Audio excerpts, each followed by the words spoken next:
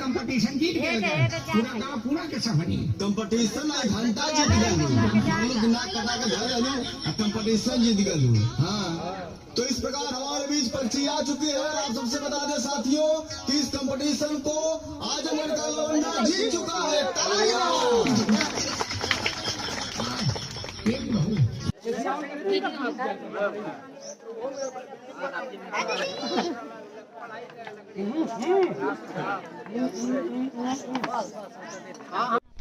अरे तो बियावा ठरवले रहनी जो दुल्हन आई रहनी ठीक है ना।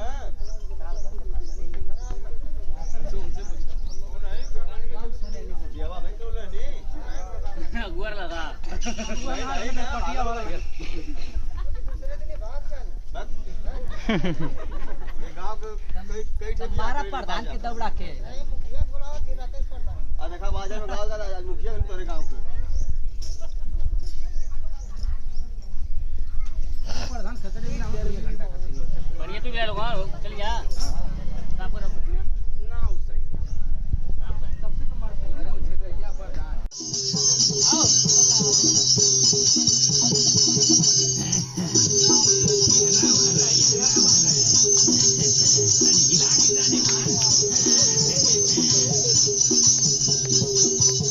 हाय दे जरा हाय रे ये जरा जाने मान का भैया हिला दे कमरिया भाग मत आओ रे मुझे देखा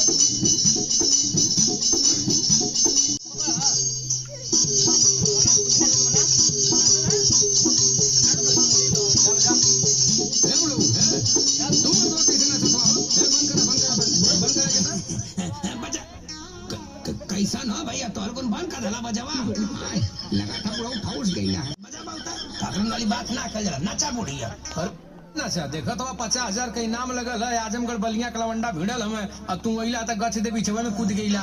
हाय ये बाऊ कुड्डा ना गल हरामा से के नाचल गावल गए है। हाय हम्मा का पता कि हम कंपटीशन चलत है। हाय कहो बुढ़ऊ हमारे की तो लगल है कि लंगड़ा का ना कंपटीशन हो सकता है बुढ़िया ही जीत जा। अरे हाँ प्रधान जी बहन का देखा सही काला है। कहो बुढ़ऊ हाँ सही कहना अभी आवे फिर के बाम ऐठ देबे। अरे आओ ना अब पता चल जाए मारब लहंगा से ना कि फेंच कुल फेंक देबे। अरे माँ जी चलिए ना नाचिए हमको विश्वास है कि हम ही लोग जीतेंगे। हाँ हे बाऊ बजाता बजाओ हे बाऊ चुटुक बजाओ। अरे चुम्मा खाती का के कोहरा राजाऊ अरे चुम्मा खाती काहे के कोहरा राजाऊ चुम्मा खाती काहे के कोहरा राजाऊ राजावती गाना करला राजाऊ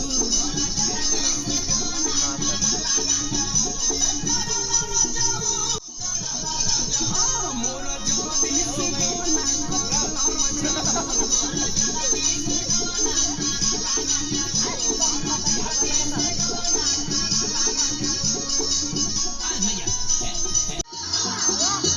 और ये छोटी छोटी बात पर भुला ले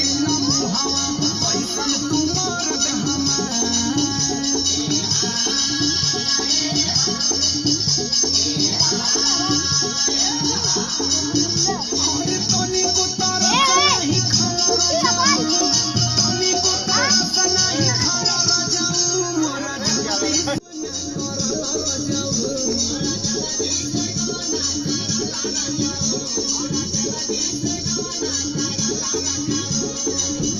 प्रधान जी अब देखा हमने कंपटीशन जीत गए हो जा हाँ पैसा दे दो अरे माता जी ये फैसला कमेटी करेगी ना, आप क्यों परेशान हैं? अब तुम थोड़ा अपना परफॉर्मेंस दिखाओ भाई। सारे बातें आपके तन को ना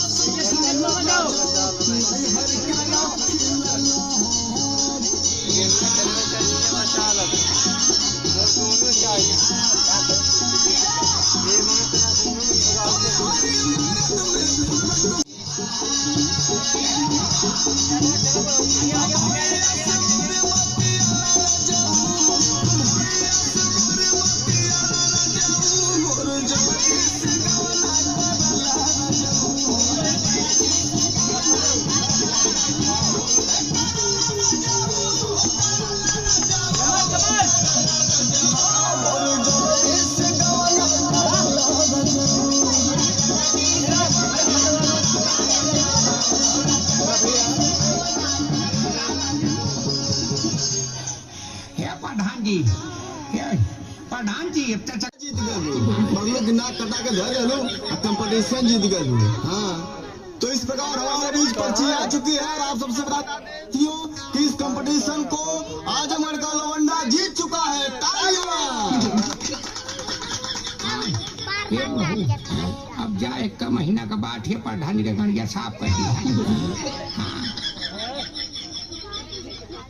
हाँ जा तू चलो साफ करें।